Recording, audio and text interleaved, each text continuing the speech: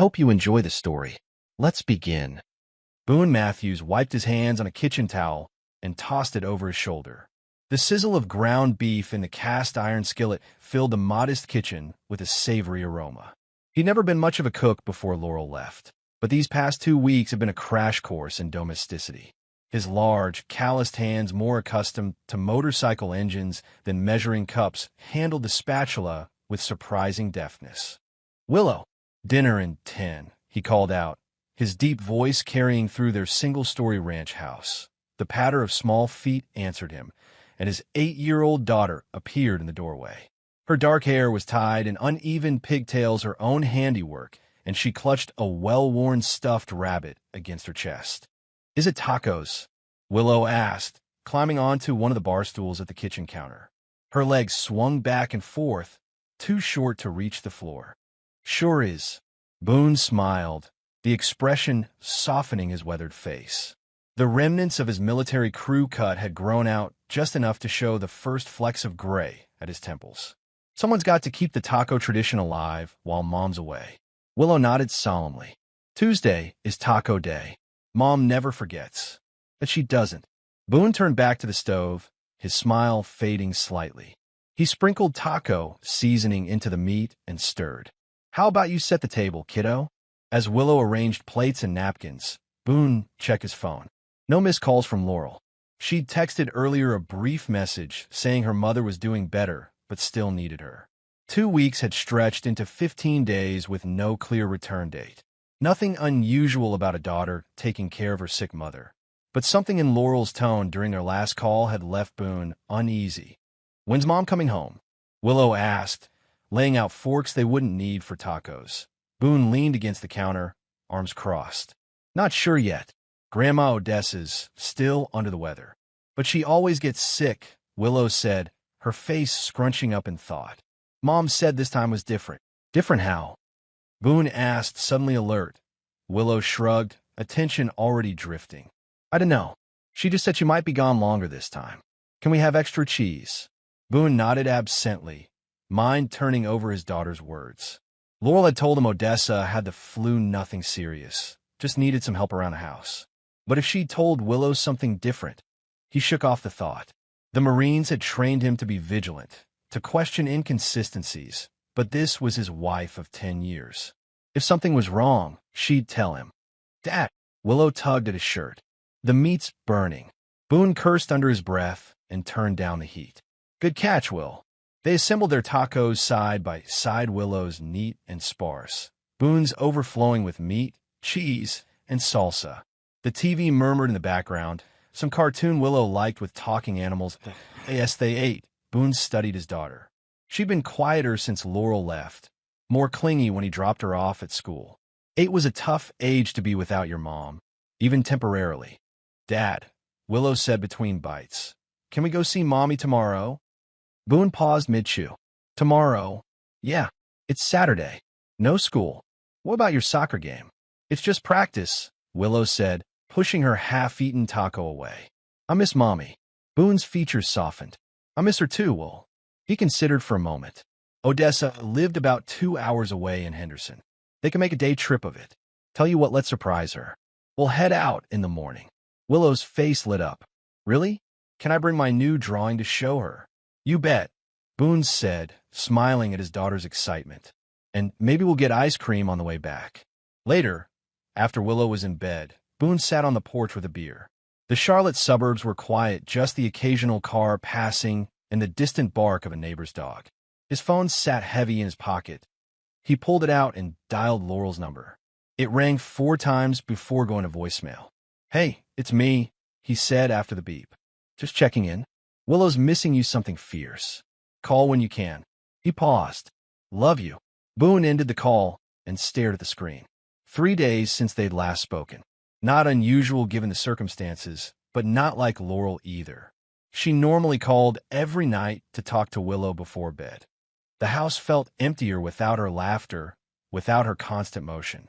Laurel had always been the energy in their relationship, the dreamer to his pragmatist, the talker to his listener. He finished his beer in silence, trying to ignore the knot forming in his gut. Scene 2. The peak inside Boone's truck rumbled down the tree-lined street, the GPS announcing they were 5 minutes from their destination. Beside him, Willow bounced in her booster seat, clutching a folder of drawings. "Did you text Mommy we're coming?" she asked, eyes wide with excitement. "Nope," Boone said, turning on a Maple Drive. "It's a surprise, remember? Let's see her face when she opens the door and sees us."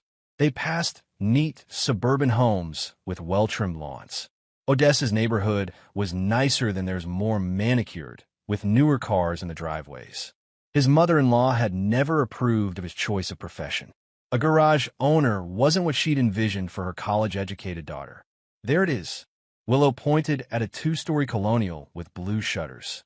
A silver Lexus sat in the driveway Odessa's car. No sign of Laurel's red Mazda. Boone pulled up the curb and cut the engine.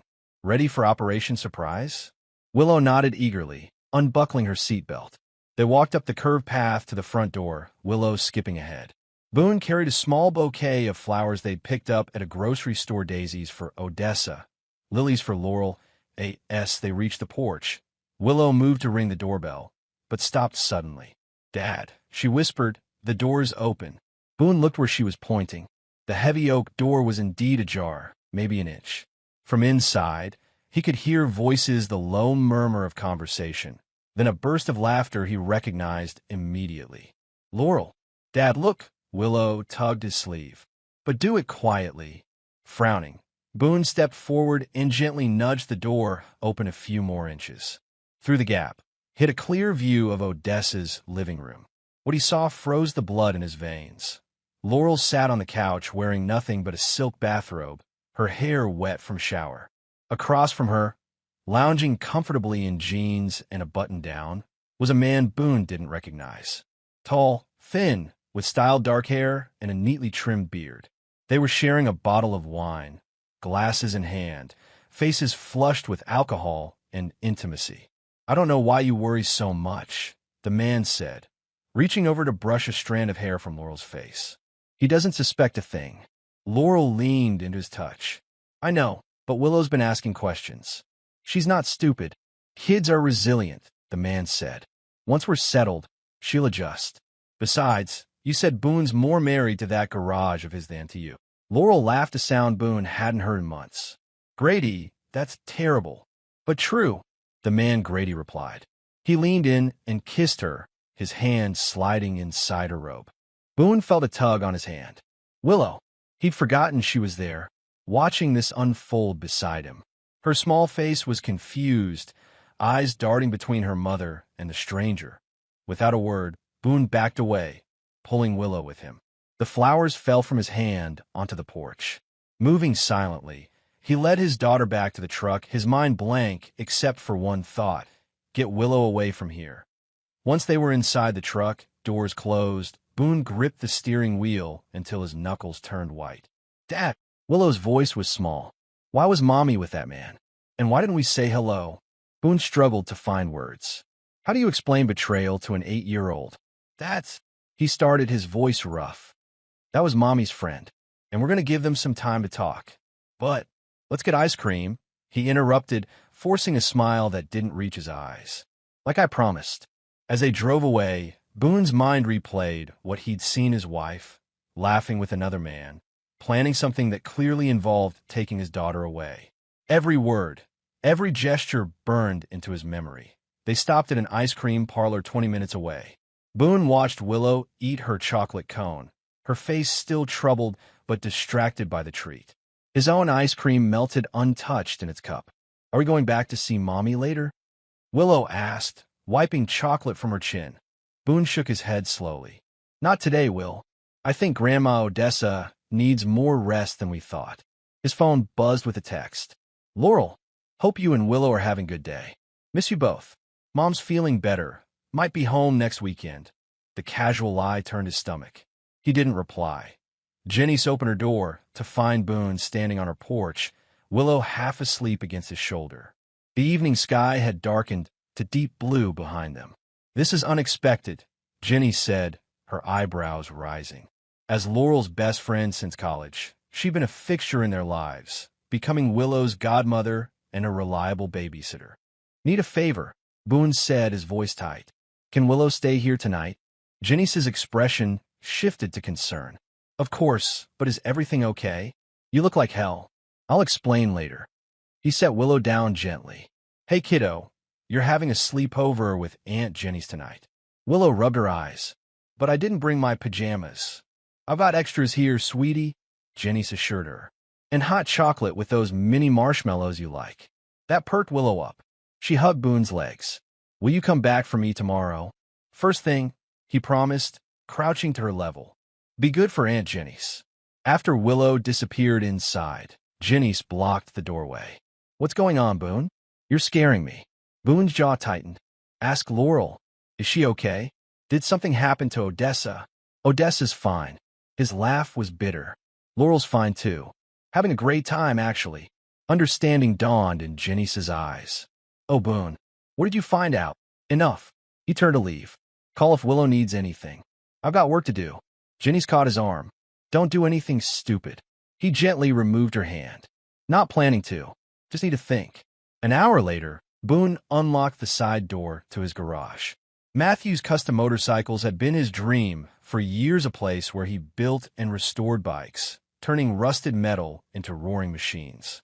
The shop smelled of oil, metal, and leather, familiar smells that usually brought him comfort.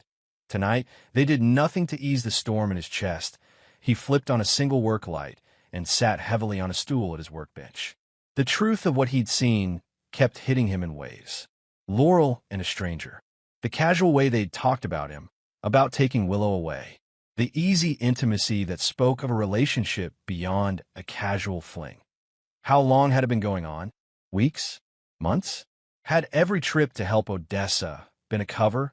Boone pulled out his phone and opened his photos. Laurel smiled back at him from countless images at Willow's birthday, at their anniversary dinner 3 months ago, at the beach last summer.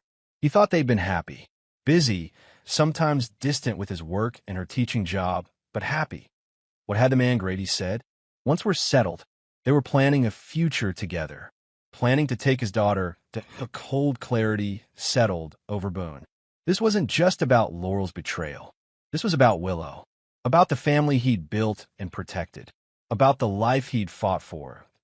He opened his contacts and scrolled to a number he hadn't called in years. Tay, his brother. They'd fallen out after their father's death, disagreements over the will, over the family home, over old resentments that never healed. But if there was ever a time he needed family, it was now. The phone rang for so long Boone almost hung up. Then a gruff voice answered. Who's calling this late? It's Boone. Silence stretched between them. Well, damn, Tay finally said. Must be the end of the world. Need you down here, Boone said simply. Another pause. That bad. Worse. Tay sighed heavily. Give me 6 hours.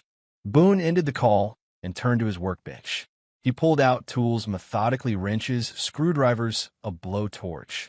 There was a 1978 Harley he'd been restoring for a client. Work would keep his hands busy while his mind processed.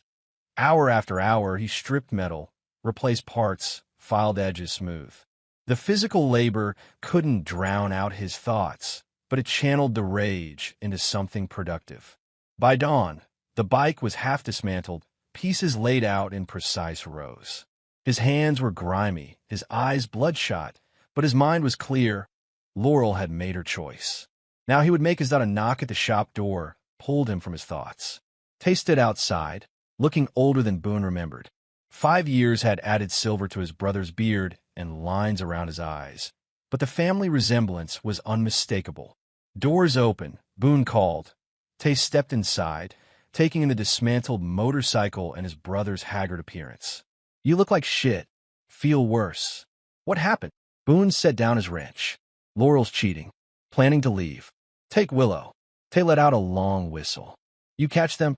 With Willow right beside me. Boone's voice roughened. They didn't see us. Christ. Tay pulled up a stool.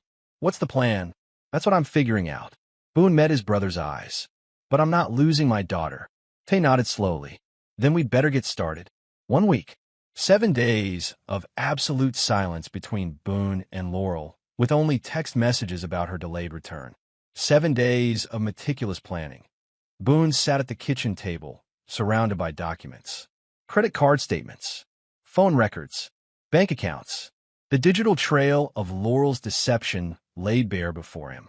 With Tay's help, his brother had always been better with computers. They had uncovered months of suspicious transactions.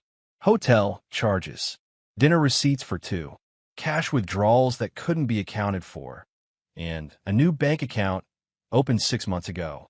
An account that received regular deposits, money Laurel had been skimming from their joint savings. "Look at this," Tay said, pointing at his laptop screen. "Your wife's friend has been busy." Boone leaned in. A social media profile for Grady Corman filled the screen. Director of Administration at Charlotte West High School, where Laurel taught English. Late 30s. Divorced.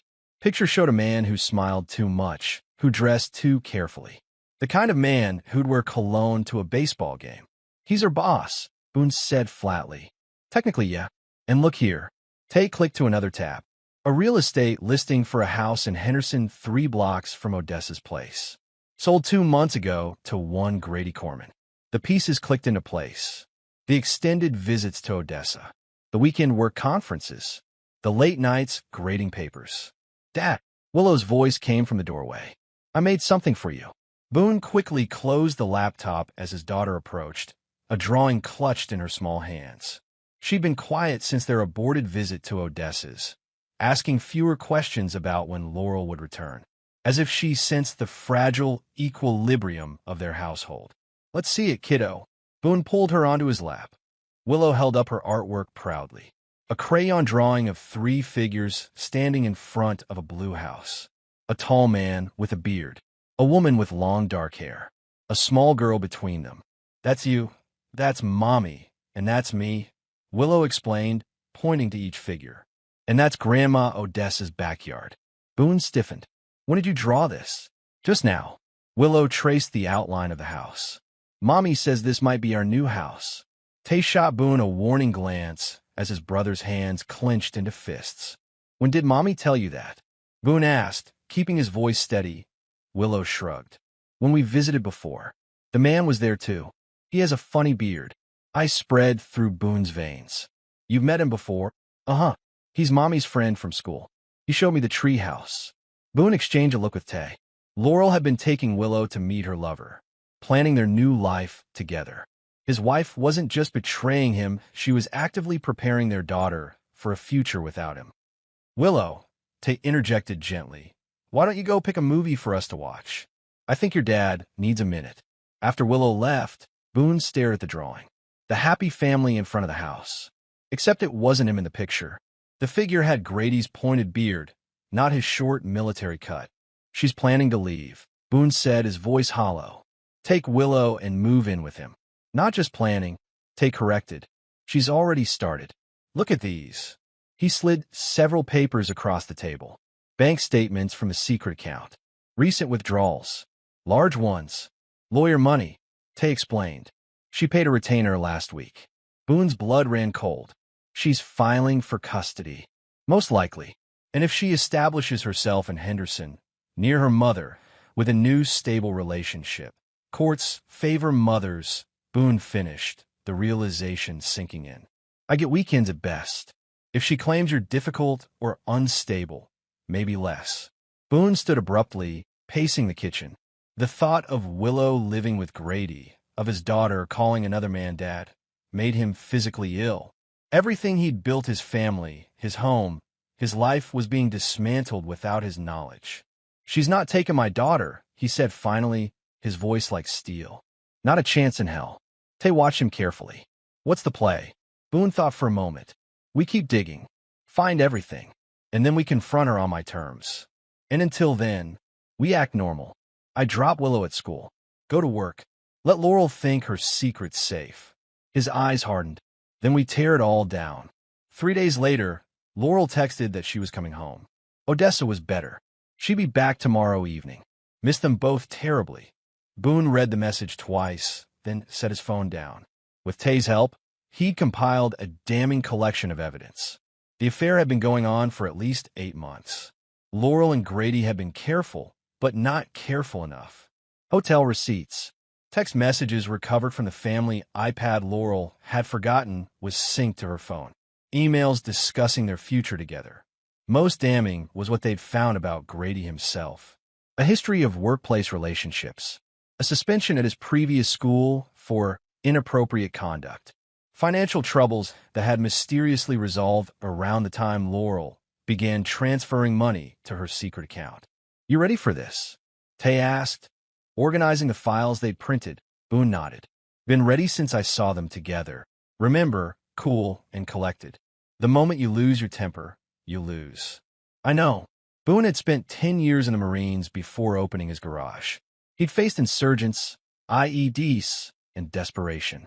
He knew how to control himself under pressure, and he knew how to win a war. Laurel arrived home at 6:37 p.m., her red Mazda pulling into the driveway as Boone watched from the kitchen window. She emerged looking refreshed, not at all like someone who'd spent 2 weeks nursing a sick mother. Her hair was freshly cut, her clothes new. Willow was at Jenny's again, a precaution Boone had insisted on. This confrontation wasn't for a child's ears. The front door opened. "Hello, I'm home." Laurel's cheerful voice echoed through the house. The sound of her keys hitting the entry table. Her footsteps in the hallway. "Boone? Willow? Where is everyone?" "In here," Boone called, his voice even. Laurel appeared in the kitchen doorway, a smile on her face that faltered when she saw his expression. "What's wrong? Where's Willow?" "At Jenny's." Boone gestured to the chair across from him. "We need to talk." Wariness crept into Laurel's eyes, but she sat, setting her purse on the table. "Is everything okay? Did something happen with Willow?" "Willow's fine." Boone reached into his pocket and withdrew a small object. He placed it on the table between them. Laurel stared at it. A burner phone. Her burner phone, which she kept hidden in her classroom desk. "Where did you?" "You left the door open." Boone interrupted, his voice deadly calm. "At Odessa's. Last Saturday." The color drained from Laurel's face. "What are you talking about?" "Willow wanted to surprise you, so we drove up." Boone leaned forward. "Imagine my surprise when I saw you on the couch with Grady Corman. Hair wet, wearing a robe." Laurel's mouth opened and closed, no sound emerging. "Imagine Willow's confusion," Boone continued, seeing her mother with a strange man, talking about a new house. About taking her away. "Boone, I can explain." "Save it." He pushed a folder across the table. 8 months, Laurel. 8 months of hotels, of lies, of planning your exit, of stealing from our savings. Laurel's shock gave way to anger. "I wasn't stealing. That money was as much mine as yours. The money doesn't matter." Boone's voice remained steady. "You betrayed both of us. Me and Willow." "It wasn't like that." Laurel's defensiveness rose. "You weren't there, Boone. You were never there. Always at the garage. Always with your bikes. I needed more. So you found it with your boss." Boone nodded to the documents. A man with a history of workplace relationships. A man under investigation for misappropriating school funds. Laurel's eyes widened. "That's not true." "It is. Ask him about the audit the school board launched last month. Ask him where the money for his new house really came from." "You don't understand," Laurel insisted, her voice rising. "Grady loves me. He wants a future with me with us. You and we've been done for years. You're too cold, too distant. Willow needs someone who can show emotion, who can be there." Boone laughed, a harsh sound without humor. "Willow needs her father. And unlike you, I've never lied to her." "What do you want, Boone?" Laurel demanded, tears welling in her eyes. "An apology? Fine, I'm sorry I hurt you. But this has been over for a long time. What I want," Boone said, his voice steel, "is for you to understand exactly what's going to happen now. You're getting nothing. No sympathy. No custody. You can't stop me from seeing my daughter. Watch me." Boone opened another folder, revealing printouts of text messages between Laurel and Grady, discussing how to manage Boone during the separation.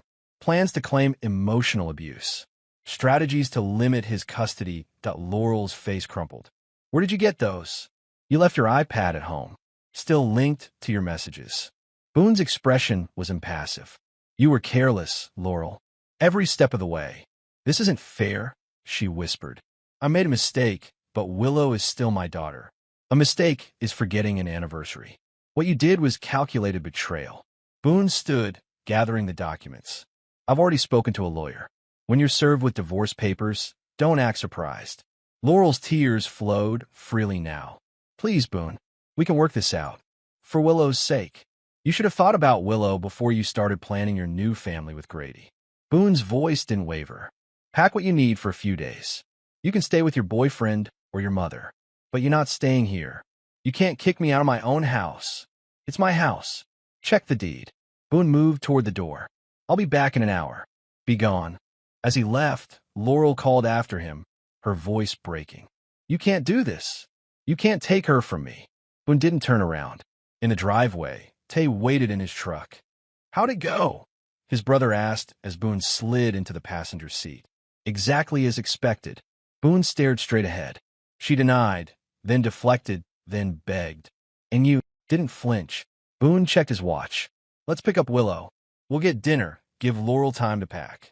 Tay studied his brother's profile. You holding up okay? Boone thought about the question. The anger still burned inside him, but it was controlled now, channeled into purpose. I'm going to win this, Tay. Whatever it takes. I know you will. Tay started the engine. The question is what it'll cost you. Boone's jaw tightened. She made her choice. Now she lives with it. The courthouse loomed against the morning sky, its stone facade imposing and cold. Boone straightened his tie, a suffocating formality he endured for appearances. Beside him, his lawyer, Marcus Daniels, reviewed notes on his tablet. Remember, Marcus said without looking up, let me do the talking. Judge Harper can be unpredictable, especially in custody matters. I remember, Boone replied, tersely. 6 weeks had passed since he'd confronted Laurel. 6 weeks of legal maneuvering, of Willow's confusion and tears, of a house that felt both emptier and more peaceful without his wife's presence. Laurel had filed for legal separation and emergency custody of Willow 3 days after moving out, claiming Boone was emotionally unstable and potentially violent. A baseless accusation that nonetheless required his immediate response. Today was the preliminary hearing to establish temporary custody arrangements while the divorce proceeded. The first real battle in what promised to be a long war. There she is, Marcus murmured, nodding toward the courthouse steps. Laurel ascended the stairs, flanked by a sharp-looking woman in a navy suit, her attorney, and, incongruously, Odessa. No sign of Grady. Smart move on Laurel's part. Bringing her lover to a custody hearing would have been disastrous. Boone watched their approach, his face expressionless. Laurel had lost weight, her cheeks hollow beneath carefully applied makeup. Their eyes met briefly before she looked away. Mr. Matthews. Her lawyer extended a hand. Catherine Benson. We spoke on the phone. Boone ignored the outstretched hand. Marcus stepped in smoothly. Shall we head inside? I believe we're in courtroom 3. The courtroom was austere, all dark wood and muted colors. Boone and Marcus took their places at one table, Laurel and Catherine at the other. Odessa sat directly behind her daughter. Her disapproving gaze fixed on Boone. A side door opened, and a small woman with short gray hair entered. All rise. The Honorable Judge Elaine Harper presiding. Judge Harper settled behind the bench, her sharp eyes scanning the courtroom. Be seated. Matthews versus Matthews, preliminary custody hearing. I've reviewed the filings from both parties. She peered over her glasses at the lawyers. Let's be clear from the outset. I don't appreciate having my court used as a battleground for vindictive spouses. My only concern is the welfare of the minor child. We understand, Your Honor, Catherine began. My client. Save it, counselor. I'll hear arguments in a moment. Judge Harper shuffled papers. First, I'd like to hear from the child's advocate. A woman Boone hadn't noticed rose from a bench at the side of the courtroom. Dr. Eleanor Reed, the court-appointed psychologist who had interviewed Willow twice in the past week. Dr. Reed, your assessment, please, the judge directed to Dr. Reed consulted her notes. Your Honor, I've met with Willow Matthews on 2 occasions, once in the presence of each parent separately. She's a bright, articulate 8-year-old who clearly loves both her parents. And your observations regarding her current living situation? Willow has remained in the family home with her father since the separation. Her routine has been maintained: same school, same activities, same bedroom. Mr. Matthews has adjusted his work schedule to be available for school drop-off and pickup, and Mrs. Matthews' involvement. Mrs. Matthews has had supervised visitation 3 times weekly, as per the temporary order. Willow reports enjoying these visits, but Dr. Reed hesitated. But what doctor? Judge Harper prompted. Willow expressed anxiety about her mother's plans to move her to a new house. She specifically stated, and I quote, "I don't want to live with Mr. Corman. He's not my dad." Dr. Reed looked up. When asked directly where she feels safest, Willow said, "With my father." Boone kept his expression neutral, but inside, a weight lifted. Willow had spoken her truth. Laurel made a small sound of distress. Her lawyer placed a restraining hand on her arm. Judge Harper nodded. "Thank you, Dr. Reed. Now, Ms. Benson, your client's position." Catherine rose, smooth and confident. "Your Honor, my client acknowledges the inappropriate nature of her relationship with Mr. Corman, which began only after significant estrangement in her marriage. However, this lapse in judgment shouldn't overshadow 15 years of teaching experience and 8 years as a devoted mother.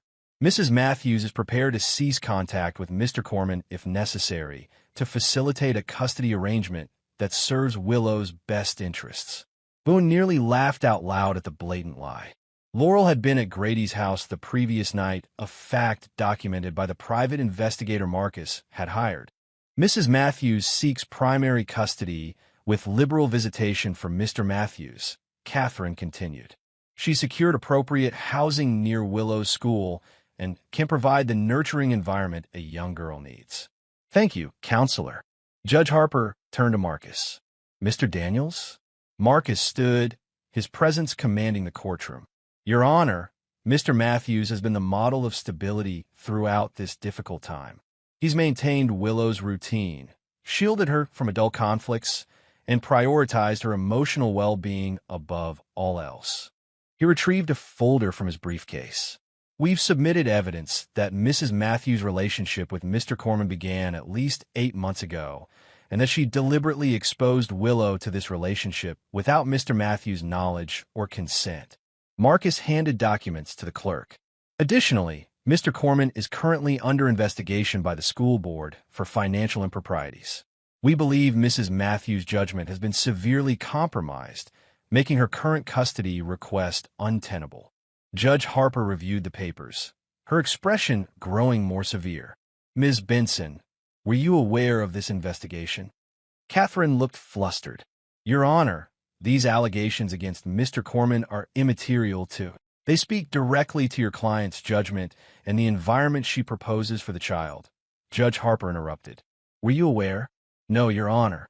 The judge turned to Laurel. "Mrs. Matthews, is your relationship with Mr. Corman ongoing?" Laurel glanced at her lawyer, who nodded slightly. "Yes, Your Honor. Despite knowing about this investigation, I don't believe the allegations have merit," Laurel replied, her voice small. Judge Harper's mouth tightened. "I see." She turned to Boone.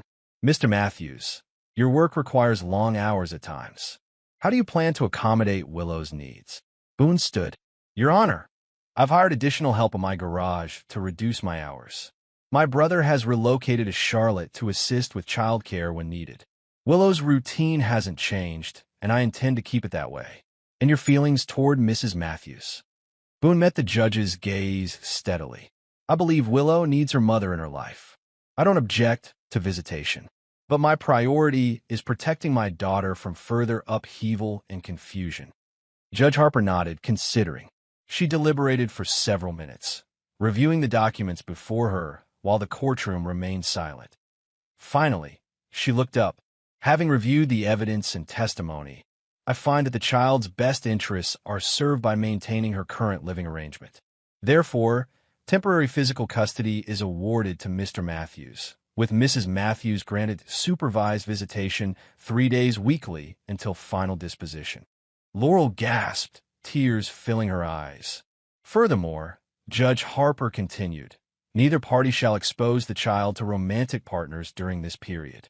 Mrs. Matthews is specifically prohibited from allowing contact between the child and Mr. Corman until further notice." She fixed Laurel with a stern gaze. The court takes a dim view of parental alienation attempts in exposing children to potentially problematic individuals. Let me be clear. Your choices have consequences, Mrs. Matthews. The gavel fell with finality. Next hearing in 60 days. Court adjourned. Boone exhaled slowly, the tension draining from his shoulders. First battle won. Across the aisle, Laurel clutched her mother's hand, shoulders shaking with silent sobs. For a moment, Boone remembered the woman he'd married bright-eyed, laughing, full of dreams. The woman who'd helped him through night terrors after his final deployment. The woman who'd given him Willow. That woman was gone to A.S. He turned to leave. Laurel caught his eye. "This isn't over," she mouthed, anger replacing her tears. Boone nodded once, his face impassive. Never thought it was. Rain pattered against the windshield as Boone sat in his truck across from Charlotte West High School. The digital clock on his dashboard read 3:42 p.m. School had let out 12 minutes ago. Streams of teenagers flowed toward buses and waiting cars. He wasn't supposed to be here. He should have been at the garage, finishing the custom paint job on a Restore Triumph. But a call from Willow's teacher had changed his plans. "Mr. Matthews, I thought you should know," Ms. Winters had said, her voice hesitant. "There was a man watching the playground during recess today. When I approached him, he said he was Willow's mother's friend, just checking on her. I told him to leave immediately." "Did he give a name?" Boone had asked, already knowing the answer. "Grady something. He left his card, said he works at West High." Grady Corman, at Willow's elementary school. Watching his daughter. Through the rain, Boone spotted him, Grady's lean figure hurrying toward a silver Audi parked in the teacher's lot. The man moved quickly, hunched against the weather, unaware of being observed. Boone waited until Grady had pulled out of the lot before starting his own engine.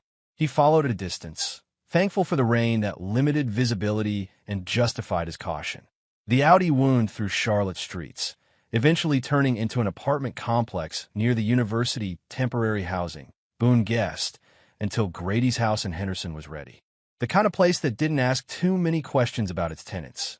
Boone parked on the street and watched Grady enter a ground floor unit. Then he shut off his engine and waited, rain drumming steadily on the roof of his truck. His phone buzzed. "Hey, where are you?" his brother asked when Boone answered. "Thought you were picking up Willow at 5. Change of plans. Can you get her? Take her for pizza or something. I'll be late." A pause. "What's going on, Boone?" Grady was at Willow's school today, watching her at recess. Tay cursed softly. "What are you doing, man?" "Just having a conversation." "Boone, I'm not stupid," Boone interrupted. "Just make sure Willow's taken care of." After ending the call, Boone sat motionless, watching the apartment. The court order explicitly prohibited Grady from contacting Willow. His presence at the school was a direct violation one Boone could report, but that would mean more hearings, more lawyers, more opportunities for Laurel to plead her case. Some things needed to be handled directly. As darkness fell, lights came on in Grady's apartment. Boone checked his watch. Nearly 2 hours had passed. The rain had slowed to a drizzle, and the complex had grown quiet as residents settled in for the evening. He opened his glove compartment and removed his Marine Corps challenge, coin a token he'd carried through 3 deployments. A reminder of discipline, of control, of the line between necessary force and excessive violence. Tucking the coin into his pocket, Boone exited the truck and walked calmly toward Grady's unit. No hesitation, no furtiveness. Just a man with purpose. He knocked on the door. Footsteps approached from inside. A lock turned.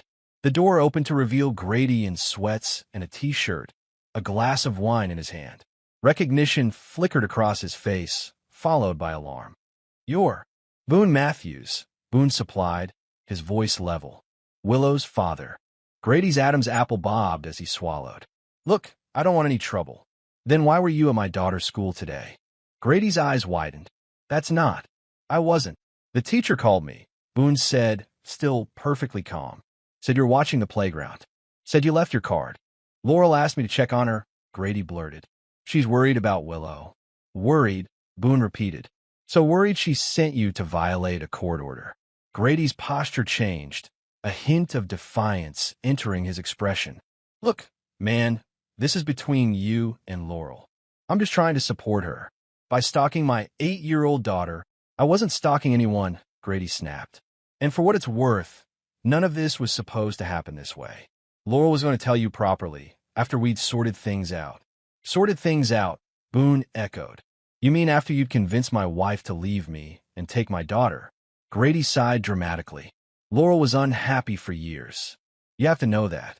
All those nights alone while you worked on your precious bikes. All those school events you missed. Boone felt a flicker of doubt quickly extinguished. This wasn't the time for self-recrimination.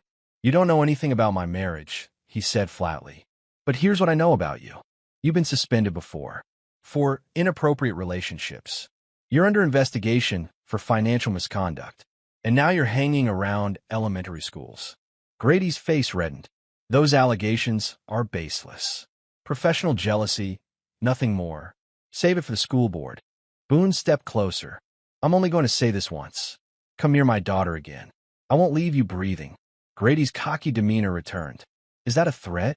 Because I'm pretty sure threatening a school administrator is. Boone moved before Grady could finish his sentence. A swift jab to the solar plexus doubled the man over, gasping. A follow-up strike to the jaw sent him sprawling backward into his apartment. Boone stepped inside, closing the door behind him. Grady scrambled backward. Wine spilled across his shirt. You're crazy. I'll call the police. For what? Boone advanced slowly. I came to have a civil conversation about why a grown man was watching children at recess. You tripped and fell. Fear flooded Grady's eyes as he realized the situation. No witnesses. No cameras in the budget apartment complex. Just him and a furious ex-Marine. Listen, Grady pleaded. I didn't mean any harm. I'll stay away from Willow, I swear. Not good enough. Boone hauled him up by his shirt collar. You inserted yourself into my family. Helped plan to take my daughter. Showed up at her school. His grip tightened. Actions have consequences, Grady. What followed was brutally efficient.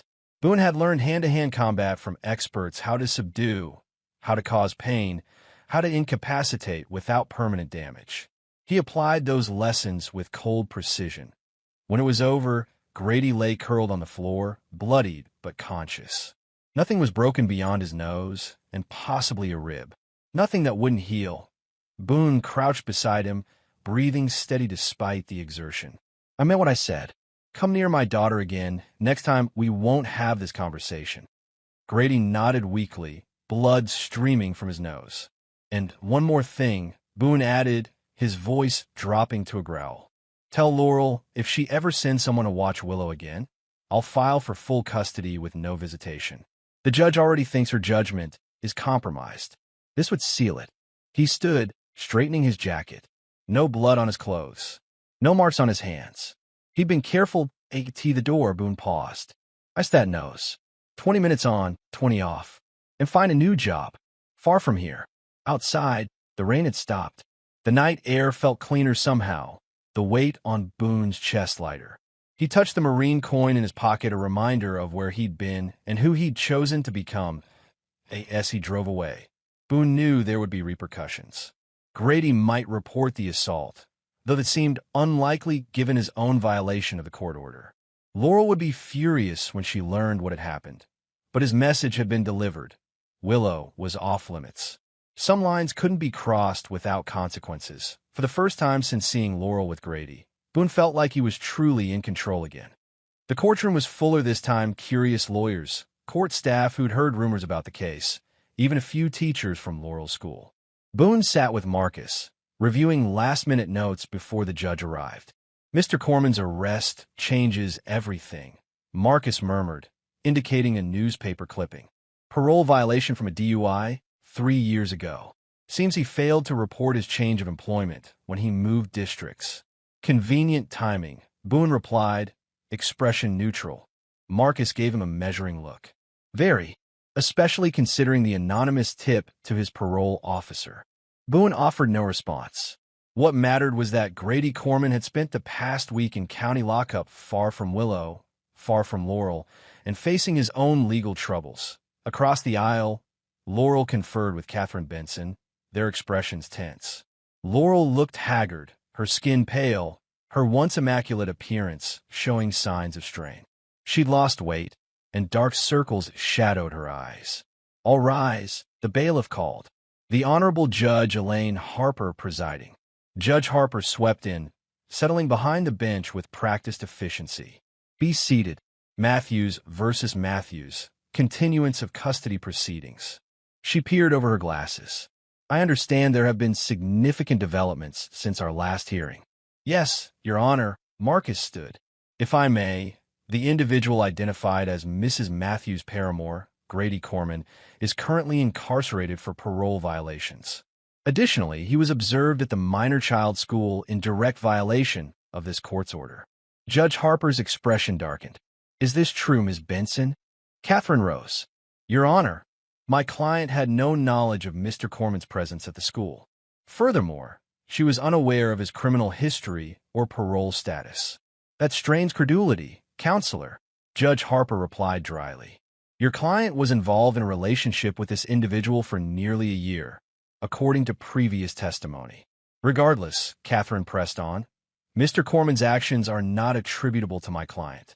Mrs. Matthews has complied with all court orders and has maintained appropriate visitation with her daughter." Judge Harper studied Laurel. "Mrs. Matthews, did you direct Mr. Corman to visit your daughter's school?" Laurel swallowed visibly. "No, Your Honor." "Were you aware of his criminal record when you began your relationship?" "No, Your Honor.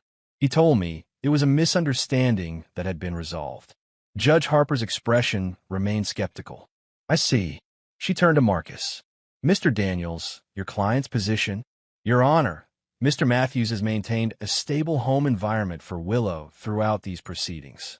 He's adhered to every court directive and has facilitated visitation despite Mrs. Matthews' continued relationship with a now incarcerated felon."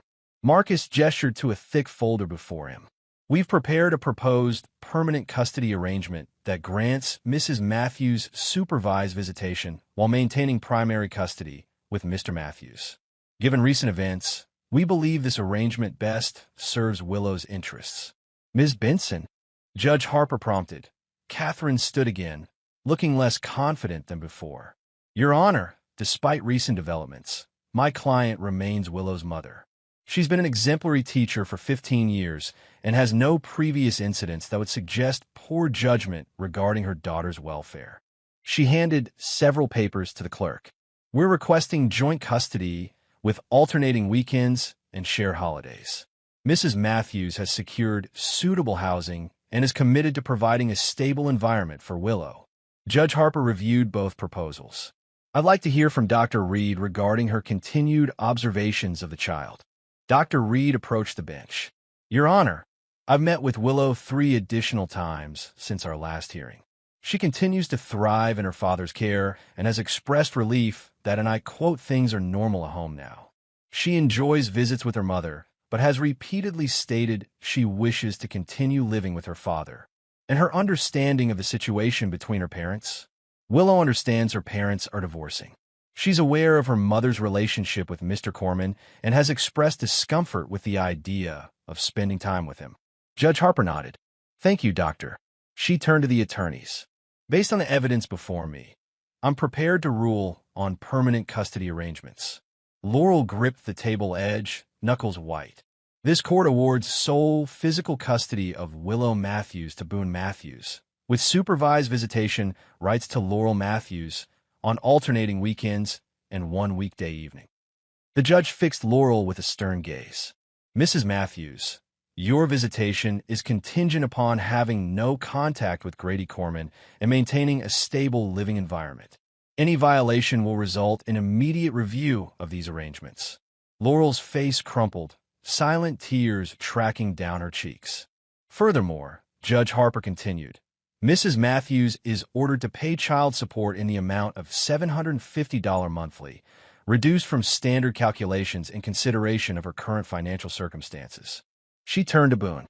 "Mr. Matthews, while the court has found in your favor, I remind you that fostering a positive relationship between Willow and her mother remains in your daughter's best interest. Interference with visitation will not be tolerated." "I understand, Your Honor," Boone replied. Judge Harper nodded. "Very well. Property division and financial matters will be addressed in separate proceedings. Court adjourned. The gavel fell with finality. Around them, the courtroom emptied quickly, spectators filing out with whispered comments. Boone remained seated, absorbing the victory he'd worked methodically to secure. Across the aisle, Laurel sat motionless, tears flowing freely now. Catherine packed her briefcase with efficient movements, her expression revealing her disappointment with the outcome. Marcus touched Boone's shoulder. "I'll file the final paperwork. You did well in there, kept your composure, stayed focused on Willow." Boone nodded. "Thank you." As Marcus departed, Laurel approached Boone's table. Her eyes were red-rimmed, mascara smudged beneath them. "Are you happy now?" she asked, voice trembling. "You've taken everything." Boone met her gaze calmly. "I didn't take anything, Laurel. You threw it away." "I made a mistake," she whispered. "One mistake." "No." Boone stood, gathering his papers. "A mistake is forgetting an anniversary. What you did was calculated betrayal. For months, while involving our daughter." Laurel's expression hardened. "You set Grady up, didn't you? The anonymous tip to his parole officer. Does it matter? He broke parole. He violated a court order by coming to Willow's school." Boone kept his voice low. "Choices have consequences. And what about me? I lost my job, my home, my daughter." "You still have visitation," Boone interrupted, "which is more than you planned to give me when you were plotting with Grady." Laurel flinched as if struck. "How did you?" "Your iPad. The messages where you discussed how to limit my access to Willow. How to paint me as unstable." Boone leaned closer. "Did you really think I wouldn't fight for my daughter? She's my daughter too." "Then act like it." Boone gathered his coat. "Be at the house Saturday at 10. Willow will be ready for your visit." As he walked away, Laurel called after him, "You won't get away with this, Boone. Someday Willow will know what you did." Boone paused at the door. "What I did was protect her. That's all she needs to know." Outside the courthouse, a light rain had begun to fall. Boone stood under the overhang, breathing deeply. The battle was over. He had won. Willow was safe, his home secure, his revenge complete. Why did victory taste so hollow? He thought of Laurel as she'd been when they met, bright, compassionate, full of plans for their future. The woman who'd nursed him through nightmares after his final deployment. The woman who'd held his hand through 36 hours of labor to bring Willow into the world.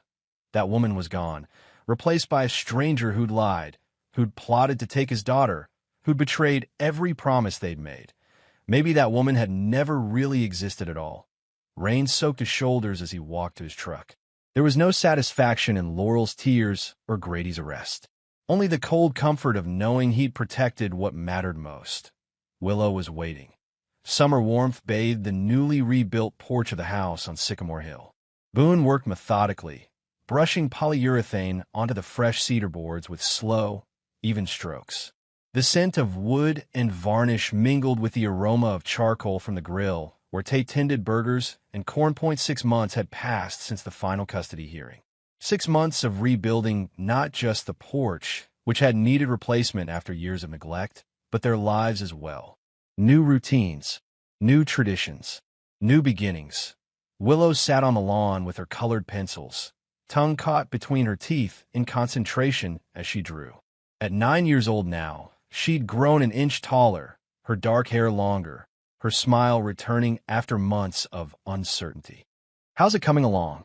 Jenny asked, stepping onto the porch with a tray of lemonade. Boone sat back on his heels, surveying his work.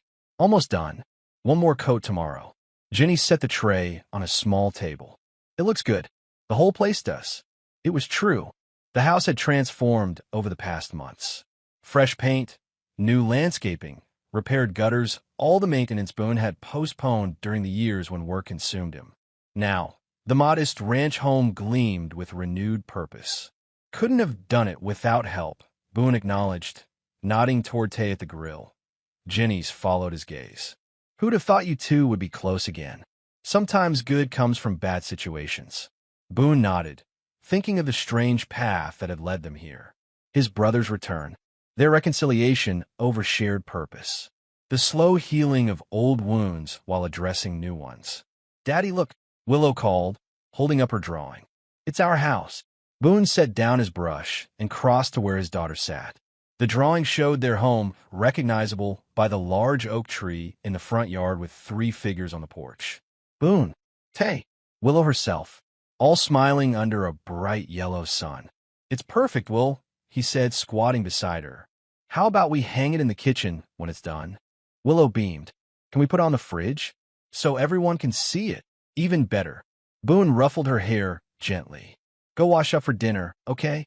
Uncle Tay says the burgers are almost ready." As Willow darted inside, Tay approached, wiping his hands on a towel. "Kid's got talent. Gets it from her mother," Boone replied automatically, then paused, surprised by the lack of bitterness in his voice.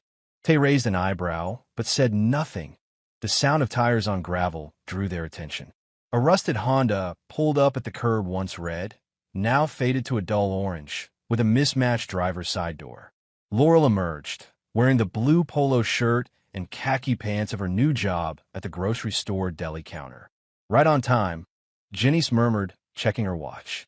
"Should I get Willow?" Boone shook his head. "Give them a minute." Laurel approached slowly, her gaze taking in the renovated house, the gathering on the porch, the grill sending up wisps of smoke. If she resented the scene of domestic tranquility, her expression didn't show it. "Afternoon," she called, stopping at the edge of the lawn. "Laurel," Boone nodded. "You're welcome to come up." She hesitated, then climbed the steps to the porch. 6 months had changed her too, the designer clothes replaced by practical wear, the carefully maintained hairstyle grown out to reveal natural gray at the temples. She looked older, but somehow more substantial, less like the facade she'd maintained for years. "The house looks nice," she offered. "You've been busy. Had help." Boone gestured to Tay and Janice. "Coffee?" "No, thanks. I can't stay long. Just dropping off Willow's science project. She left at my place last weekend." Laurel handed over a carefully wrapped package. Their fingers didn't touch during the exchange, an unspoken boundary established by months of cautious interaction. "I'll make sure she gets it," Boone said. "She's inside washing up." Laurel nodded, shifting her weight awkwardly. "How is she?" "Her teacher said she's doing well in math. She is. Brought home an A on her last test." Boone's voice softened. "She's got your head for numbers." A flicker of surprise crossed Laurel's face at the compliment. "That's good to hear." An uncomfortable silence stretched between them. "I should go," Laurel said finally. "I've got a shift at 4. Boone nodded. "Willow," he called toward the house. "Your mom's here." Moments later, Willow burst onto the porch, her face lighting up. "Mom, did you bring my volcano? Mrs. Pearson says we're presenting on Monday." "Right here, sweetie." Laurel's entire demeanor softened as she crouched to her daughter's level. "All wrapped up and ready." "Thanks. Are you staying for burgers?" "Uncle Tay made lots." Laurel glanced at Boone, who gave a slight nod. "I can't today, honey. I have to work. But I'll see you on Saturday, remember? We're going to the museum. The one with the dinosaurs." "That's the one." Laurel brushed a strand of hair from Willow's forehead. "Be good for your dad, okay?" Willow hugged her mother tightly. "I will." "Love you, Mom." "Love you too, sweetheart." Laurel held on a moment longer than necessary, then released her. "I'll call you tomorrow night." As Laurel descended the porch steps, a flash of movement caught Boone's eye. A silver Audi passing slowly by the house, familiar, though he hadn't seen it in months. Grady Corman sat behind the wheel, his face partially obscured by sunglasses but recognizable nonetheless. His gaze locked briefly with Boone's before sliding to Laurel, who had reached her car. Boone tensed, hand instinctively moving to Willow's shoulder, but the Audi continued past without stopping. Grady didn't speak to Laurel, didn't wave, didn't acknowledge her presence at all. Within moments, the car had turned the corner and disappeared. Laurel stood frozen beside her Honda, watching the Audi vanish.